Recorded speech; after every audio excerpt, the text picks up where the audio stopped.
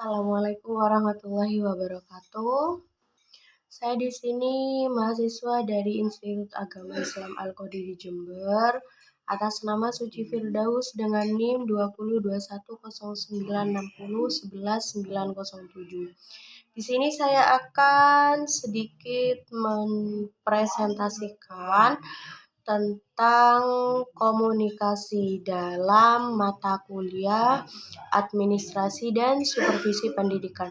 Dalam hal ini yang diampu oleh Bapak dosen Bapak Fikri Farihin MPDI. Langsung saja di sini yang pertama membahas tentang pengertian komunikasi.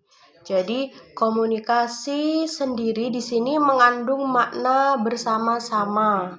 Istilah komunikasi atau communication berasal dari bahasa Latin, yaitu communication yang berarti pemberitahuan atau pertukaran, yang kata sifatnya komunis yang bermakna umum atau bersama-sama. Para ahli di sini mendefinisikan bahwasannya komunikasi menurut sudut pandang mereka masing-masing. Menurut Ross 1983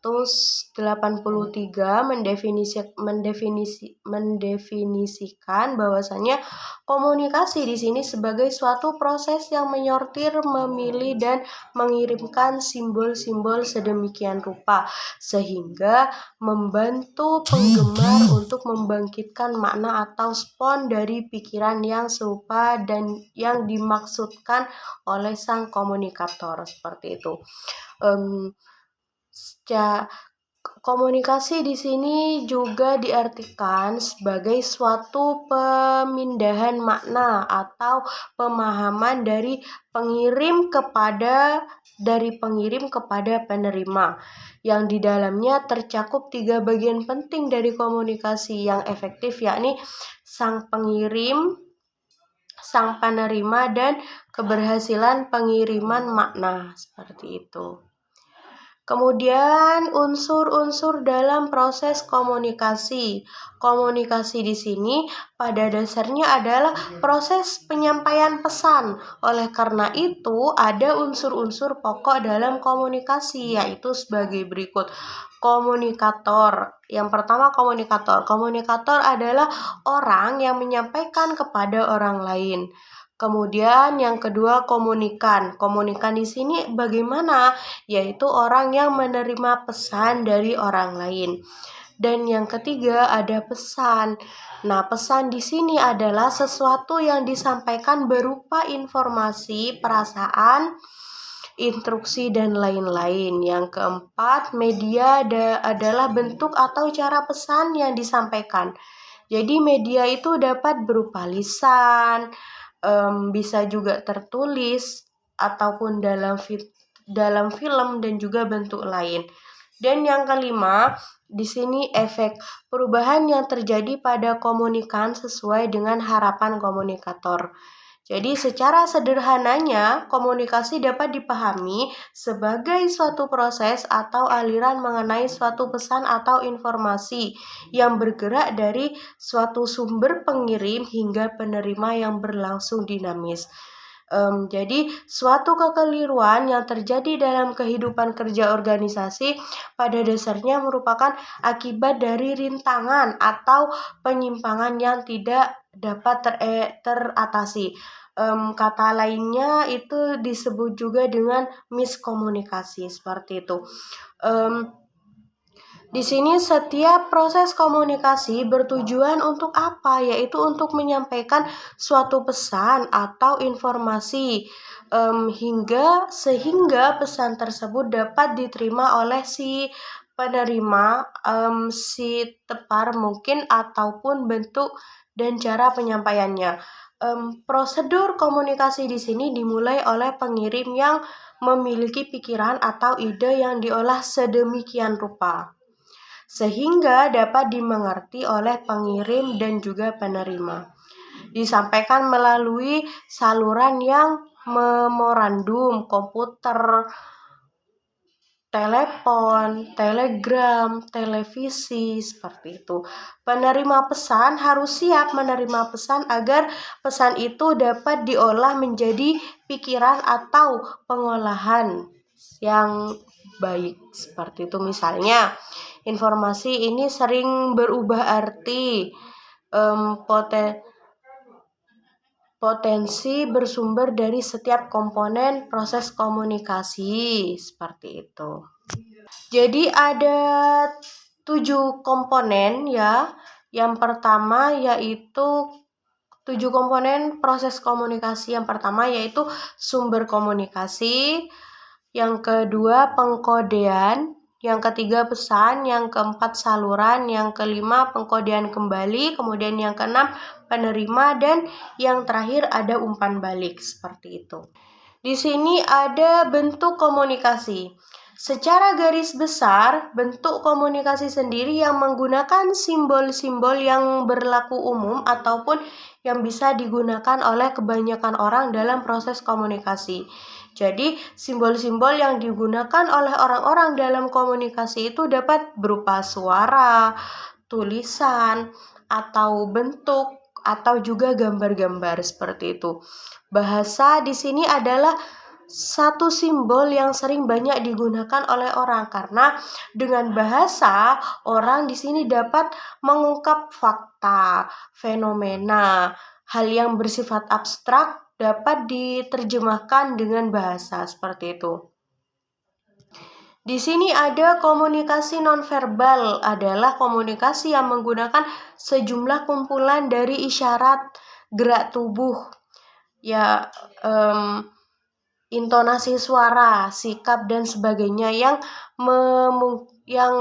menggunakan seseorang dapat berkomunikasi dengan orang lain. Perbedaan muncul dalam komunikasi nonverbal adalah tidak keluarnya simbol-simbol yang dipahami oleh banyak orang dan lebih bersifat spontanitas. Akan tetapi dalam pelaksanaannya memiliki banyak manfaat karena dapat memberikan pengetahuan terhadap komunikasi verbal yang sedang dilakukan dengan menjelaskan 5 macam bentuk komunikasi nonverbal.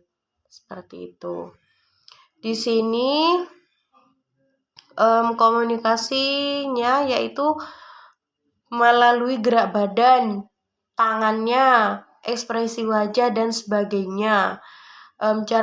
Di sini yang barusan kinesik ya. Sekarang proxemics, yaitu cara berkomunikasi yang tandanya bagaimana pihak-pihak yang berkomunikasi di sini menempatkan diri secara fisik dalam suatu komunikasi. Yang ketiga, chronemics, yaitu perilaku komunikasi berdasarkan lama atau sebentarnya terputus suatu komunikasi lisan. Yang keempat, oxulexis, gerakan mata, seperti itu ya. Kemudian yang kelima yaitu physical appearance, penampilan fisik. Jadi dari beberapa contoh komunikasi nonverbal adalah seperti ekspresi wajah dan mata seseorang, gerakan tubuh dan posisi tubuh ketika berkomunikasi, tinggi rendahnya suara yang dipergunakan, penampilan seorang, sentuhan. Nah, seperti itu. Kemudian di sini komunikasi verbal yaitu dipentingkan dalam organisasi dan dapat melingkup komunikasi internal dan eksternal.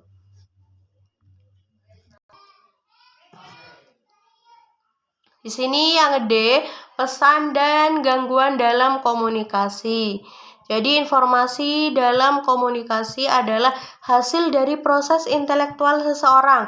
Proses intelektual di sini adalah mengolah, memproses stimulus yang masuk ke dalam diri individu melalui panca indera, kemudian diteruskan ke otak pusat syaraf untuk diolah atau diproses dengan pengetahuan, pengalaman, selera, dan iman yang dimiliki seseorang. Setelah mengalami pemrosesan, stimulus itu dapat dimengerti sebagai informasi halayak. Maka suatu informasi tersebut akan berubah menjadi pesan. Informasi akan memiliki data yang menjadi masukan dan mengolahnya menjadi informasi. Jadi pada pengolahan data terdapat dua pola jenis pemikir dan perasa, seperti itu. Kemudian di sini teknologi informasi dalam komunikasi. Teknologi informasi komunikasi organisasi yang baik diharapkan memberikan dukungan terhadap pencapaian tujuan organisasi. Di sini mengatur setiap peranan orang, kelompok, bagian dalam organisasi, memperjelas struktur hierarki formal organisasi, memperlancar interaksi-interaksi formal, dan lain-lain. Oleh karena itu, efektivitas komunikasi organisasi ditentukan oleh yang pertama, struktur yang jelas untuk setiap fungsi dan peranan orang atau bagiannya. Yang nomor 2, model komunikasi. Dan yang terakhir, daya dukung teknologi, kemampuan organisasi secara finansial, dan juga sumber daya manusia. Keberhasilan organisasi di sini dalam mencapai tujuannya tersebut juga ditentukan oleh seberapa besar sih bahwa organisasi dapat menyerap pertumbuhan teknologi yang berkembang sesuai kapasitasnya, seperti itu. Teknologi yang dimaksudkan tidak hanya pendukung produksi atau jasa langsung, akan tetapi juga kaitannya dengan unsur komunikasi dalam organisasi yang harus fasilitas dengan teknologi. Teknologi dalam komunikasi yang dimasukkan adalah alat, teknik, cara yang dapat membantu manusia dalam menjalankan pekerjaannya. Adapun tujuan dari pengadaan teknologi informasi itu sebagai pendukung kelancaran komunikasi, supaya apa? Yaitu supaya pekerjaannya lebih ringan, informasi lebih cepat, lebih baik, dan hasilnya lebih banyak, seperti itu. Mungkin hanya ini saja yang bisa saya sampaikan. Terima kasih atas perhatiannya. Saya akhiri. Wassalamualaikum warahmatullahi wabarakatuh.